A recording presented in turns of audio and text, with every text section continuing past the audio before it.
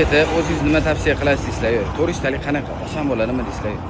Bayk yaxshi. Hozir shahar ichiga O'zbekiston hozirgi holatida turistalik replikalar ancha tinch bo'lib qoldi, akalar.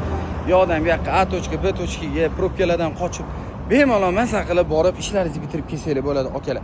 Dokumentlari joyida, o'zingizlar nomingizga shot spravkada chiqadi. Ancha-muncha chiroyli bo'lgan bayk. Boshqa replikalarga qaraganda xudo xolisi buni olib, takoy navorotlar qilib, prematoklar taqib, ubuli qilib, chiroyli qilsanglar bo'ladi inshaalloh, akalar. Qalin bayk. Qalin balonlarni taqib qo'yib, maza qilib, chiroyli qilib haydab yursanglar bo'ladi.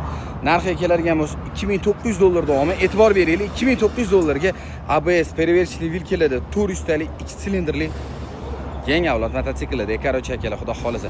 Pastki nomerlarga murojaat qilaverasizlar. Shaxsan men o'zim o'tirib turib olib beraman. Pastki nomerlarga murojaat qilaverasizlar. To'g'ri 2 oy olida, nalichida bor bayklarimizni yana xohlasanglar 200 talik, 400 talik, 300 talik hammasi mavjud. Agarda sizda sotiladigan bu bayk bo'lsa, to'g'ri o'zimga olib keling, chiroyli narxlarda qarab ko'rib olib qolamiz yoki sotib beramiz, akalar, inshaalloh. Naqd imkoniyat bo'lmayaptimi? Boshiga 1100, 2000 bormi, akalar?